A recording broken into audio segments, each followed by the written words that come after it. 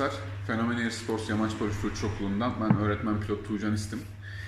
Bugün özel bir programla özel bir konumuz var. Red Bull X-Alps yarışmasına bu sene Türkiye'den kabul edilen yarışmacı pilotumuz Barış Çelik'i konuk edeceğiz bugün. Hoş geldin Barış. Merhaba. Merhaba. Birkaç sorumuz olacak sana bugün. Hem genel olarak Red Bull X-Alps ile ilgili merak edilenlerle ilgili hem senin şahsın adına merak edilenlerle ilgili. Kendini tanıtmanı rica edeceğim. Kimdir Barış Çelik? Biraz bahseder misin? Yamaç paraşütü pilotuyum. Bu yarışmadan önce çoğu insan, daha doğrusu yamaç paraşütü ilgilenen insanların çoğu belki tanımıyordu ama yarışma vesilesiyle birçok insan artık ismime aşina olmaya başladı. Yaklaşık 11 yıldır yamaç paraşütü sporuyla uğraşıyorum. Havacılık sporuyla ağırlıklı olarak ilgileniyorum. Ama diğer doğa sporlarıyla da uzun süre uğraştım. İki konuyla ilgili de yaklaşık 11 yıldır bir geçmişim var. 11 yıldır bu iki branşla da ilgileniyorum. Nedir Red Bull X-Alps? Nasıl bir parkur içerir? Nasıl bir prensipte yapılıyor bir yarışma? Biraz bahseder misin? Red Bull XL ilginç bir yarışma. Bence birçok insanın dikkatini çekebilecek bir yarışma. Özellikle günümüzde böyle parkur sporlarından sıkılmış insanların, yani parkur kapalı alanlarda vesairelerde yapılmış sporlardan sıkılmış insanların izleme açısından izleyebileceği ve görselinin çok yüksek olduğu bir yarışma olduğunu söylemek herhalde yanlış olmaz. Organize eden de Red Bull olduğu için çok büyük bir organizasyon ve çok kapsamlı bir yarışma. Yarışma hakkında biraz kronolojik olarak bahsetmemiz gerekirse, yarışma 2003 yılında organize edilmeye başladı. 2 yılda bir organize ediliyor ve tek yıllarda organize ediliyor. 2003, 2005, 2007 şeklinde devam etmeye başladı. İlk yıllarda sadece uçuş gibi düşünülen, yine yürüyüşün, yani take-off'a çıkıp uçup ilerleme kafası, yani aynı benzer konseptteydi ama uçuş kısmı çok daha yüksek bir şekildeydi. Yani oranlamayacak olursak işte belki %75'e 25 gibi, 25 yürüyüş olacak şekilde ya da koşu olacak şekilde düşünebiliriz. Ama daha sonrasında bu oran neredeyse eşitlenecek hale geldi ve farklı disiplinler de işin içine girmeye başladı. Tırmanış gibi bir disiplin de işin içine girmeye başladı. Rota uzunluğu ilk yıllarda 1000 kilometrenin altında belirlendi ama 2019'dan sonra yarışma gerçek konseptine kavuştu ve 1000 kilometre ve üzeri artık rotalar oluşturulmaya başlandı. Avrupa Alplerinin tamamı uçurarak geçiliyor. Yaklaşık 5 ya da 6 ülkeye giriş çıkış yapıyorsunuz yarışma esnasında. İnanılmaz bir macera, çok büyük vadilerin içerisinde uçuyorsunuz ve çok büyük dağların arasındasınız sürekli. Matterhorn denilen Avrupa'nın en yüksek dağlarından bir tanesi genel olarak 4 point veriliyor ve oranın görselinin çok yüksek olduğunu düşünüyorum ben. Yarışmaya katılım durumlarını konuşacak olursak yaklaşık 30 ya da 32 sporcu genel olarak yarışmaya seçiyorlar dünyadan ve yaklaşık ortalama 15 ila 22-23 farklı ülkeden yarışmacı davet ediliyor. Yarışmanın her zaman başlangıç ve bitişi Salzburg ve Monaco oldu. Salzburg olmasının sebebi büyük ihtimalle Red Bull'un Avusturya menşeli bir marka olması ve Fransa, Monaco'da sürekli sabit olarak belirlenmiş bir nokta. Bu iki nokta kesin.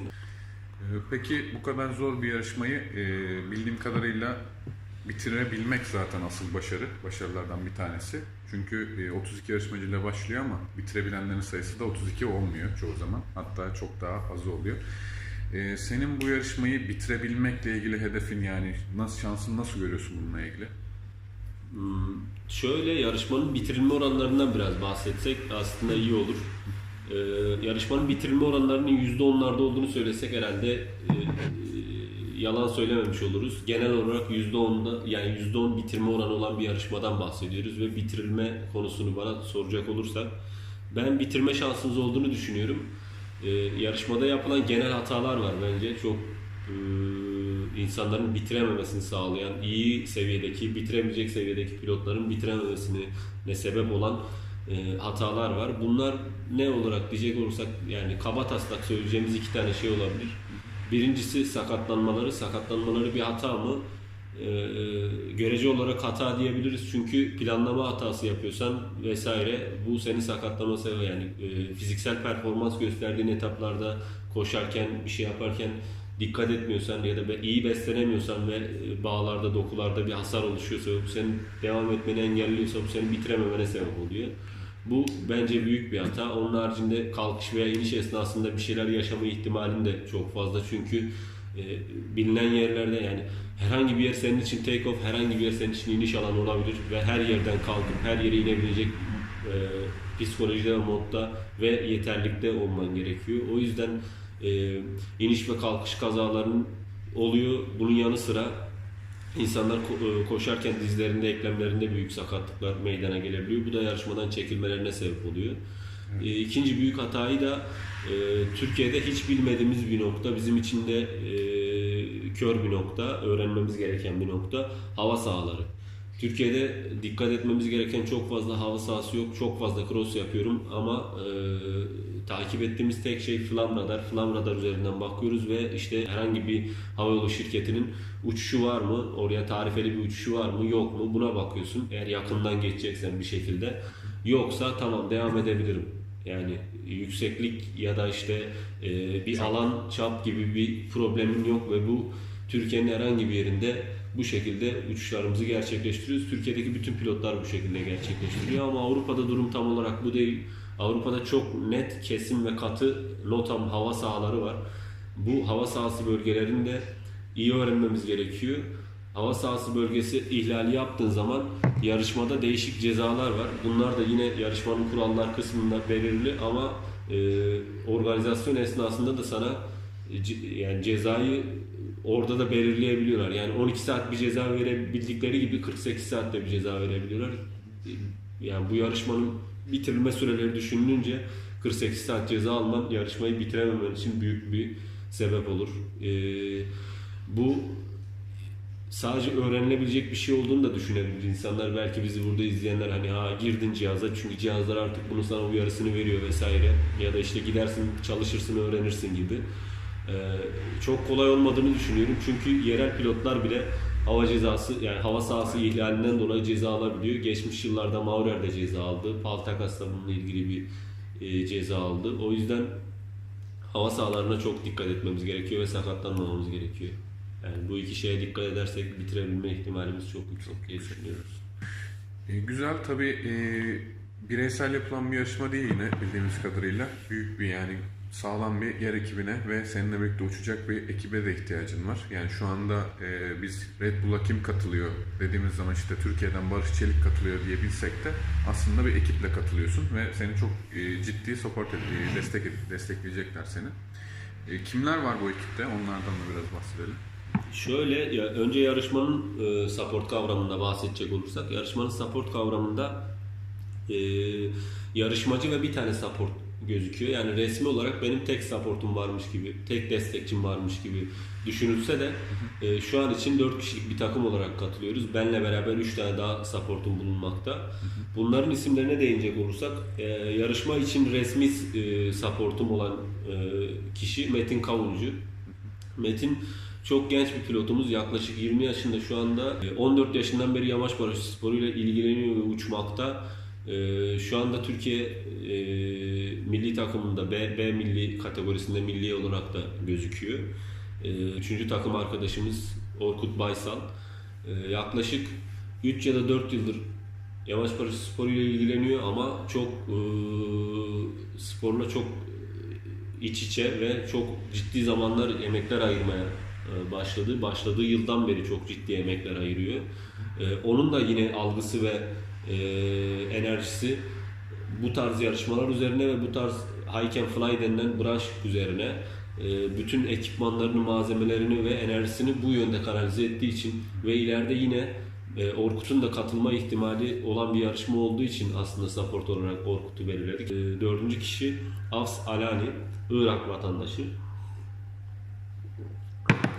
Yaklaşık 10 yıldır Türkiye'de. Üniversiteyi burada okudu. Şu anda doktora yapıyor diş hekimliği üzerine. O da bütün enerjisini hike and fly branşı üzerine yoğunlaştırdığı için yine o da ekibimizde. Şimdi Salzburg'dan başlayıp Monaco'ya kadar yaklaşık 1000 kilometrenin bile üstünde bir rotadan bahsediyoruz. Ve hani tecrübe olarak daha önce Alplerde uçmadığını biliyorum. Yarışmadan önce o bölgeye gidip bir antrenman şansınız olacak mı? Yoksa ilk defa yarışmada mı gidip karşılaşacaksınız o atmosferle, o meteorolojik şartlarla?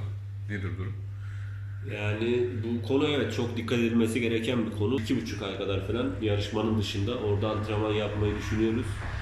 Bu da e, biz burayı bilmiyorduk, hiç görmedik ya da ilk kez geldik bahanemizi ortadan kaldırmak için yani. Ki bu 2,5 aylık dönem çok aslında kısa bir dönem değil. Bu süre içerisinde Avrupa'da bulunacaksınız. Avrupa'ya ulaşımınızın yanında orada geçireceğiniz zaman içerisinde yapacağınız işte ekstra harcamalar, konaklamalar, yapacağınız diğer harcamalar için böyle bir Red Bull'un size sağlamış olduğu bir antrenman desteği var mı veya başka bir yerden bir sponsorluk desteğiniz var mıdır? Kendiniz mi yoksa organize etmek Yani Red Bull birçok insan zaten bu aslında bu soruyu sorduğun çok iyi oldu. Bu yanılgıya varıyor. Bu işi işte biz hani seçildik. Kanatlarda Red Bull logosu var ve Red Bull bizim sponsorumuz gibi düşünüyorlar. Hayır, biz Red Bull'un herhangi bir şekilde sporcusu ya da sponsorluğunda olan birileri değiliz. Red Bull sadece bu yarışmanın organizatörü ve yarışmanın sponsoru. Bu yarışmadaki sporculara herhangi bir şey, kendi sporcuları dışındaki sporculara herhangi bir şekilde maddi ya da aynı bir destek sağlamıyor. Yani ne malzeme desteği ne de maddi destek ne de lojistik destek anlamda bir destek sağlamıyor. Sen sadece gidiyorsun, yarışıyorsun ve yarışmayı bitirip dönüp evine geliyorsun. Bu kadar. Yani senin o yarışma ortamını Red Bull organize ediyor. Boş paraşütle ilgili performans göstermeniz gereken bir branş, bir yarışma olduğu için kullanılacak ekipmana dikkat etmemiz gerekiyordu. Çok fazla demiyorum ama seçeneğimiz çoktu ama bu seçenekler içerisinden eleyip bir şeyler yani bir markayı seçmemiz gerekiyordu. Bu konuda da Fenomen Air Spor'la işte konuşmalarımız esnasında Skywalk'la çalışabileceğimiz yani Skywalk kanadıyla ve ekipmanlarıyla uçabileceğimizi düşündük ve bununla ilgili görüşmeler yaptık. Abdullah Bey sağ olsun bu konuda bize destek sağladı. Antrenman için kullanacağımız ekipmanların tamamını bize sponsor oldu ve bunları ücretsiz olarak bize sunacağını belirtti ve bu bizi en azından malzeme anlamında büyük bir şekilde rahatlatmış oldu. İnsanların düşündüğünün aksine sadece işin içinde çok ilgili olanların tahmin ettiği ve bildiği bir durum vardı. Yarışma ve antrenman sürecini ikiye ayırmamız gerekiyordu. Ekipman anlamda da ikiye ayırmamız gerekiyordu. Yani en azından sadece kanat kısmında 2 tane farklı kanat kullanmamız gerekiyordu. Çünkü antrenmanlarda uçacağız ve o ekipman yani uçtuğumuz ekipman, kanat ekipmanı yıpranacaktı ve eskiyecekti. Ama bizim yarışmada daha iyi performans göstermemiz için daha iyi bir ekipmana ihtiyacımız olacaktı. O yüzden antrenman esnasında kullanacağımız kanadı da bize Abdullah Bey sağladığı için şu anda çok en azından malzeme anlamında da avantajlıyız.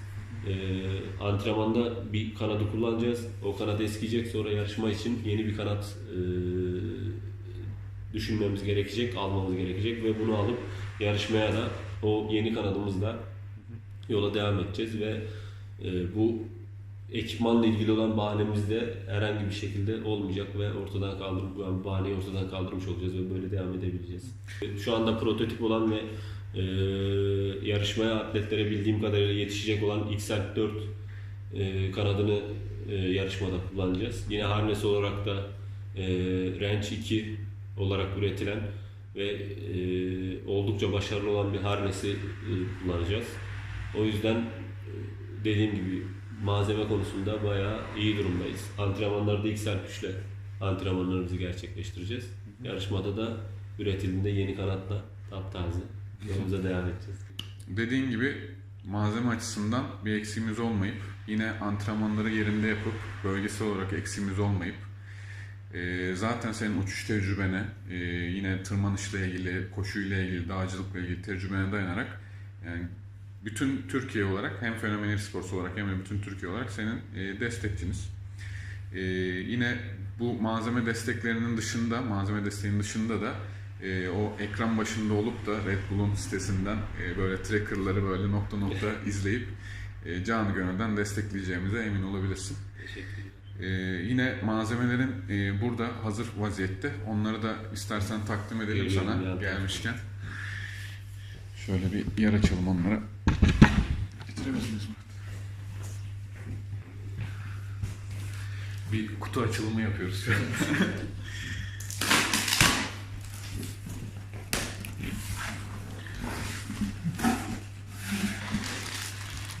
Harnesimiz. Harnes gibi görünmese de aslında. Çok güzel bir model. Evet, kitap gibi zaten. Bu yedek barışımız yine Skywalk'un Paper Cross Light dediğimiz bir yedeği. Yine şeyden kaynaklı, yani Hike and Fly disiplinine uygun olması amaçlı bütün malzemeler çok light üretilmiş durumda, tahmin edeceğiniz gibi. Kanadımız zaten bu iş için dizayn edilmiş, sadece Red Bull X-Alps yarışmasına özel pilotlar üretildiği için en light malzemeyi kullanıp en iyi performans sağlanmak için dizayn edildi. Yine Red Bull X-Alps'teki pilotların özel olarak kullandığı Range X-Alps modeli harness, şu yani çok harness gibi görünmese de daha önceki tanıtım videolarımızda da vardı. Çok güzel bir koza harness formatında açılıp uçuşa hazır bir pozisyona geliyor. Yaklaşık 1.8 kilo ağırlığında. Yine Paper Cross Light dediğimiz yedekte kare bir yedek. Bu da ultra light olmasıyla bilinen bir yedek. Yani toplam ekipmanımız çok hafif olup atletimize minimum ağırlıkla maksimum performansı sağlayacak şekilde destek olmaya çalışacağız. Hayırlı olsun. Kanatla çıkaralım. Kanat yok demesinden. Kanadımız da burada uçuşa hazır vaziyette. Tekrar biz ekip olarak yarışmada başarılar diliyoruz sana. İnşallah en iyi şekilde bizi temsil edip amacına ulaşırsınız. Teşekkür ederiz.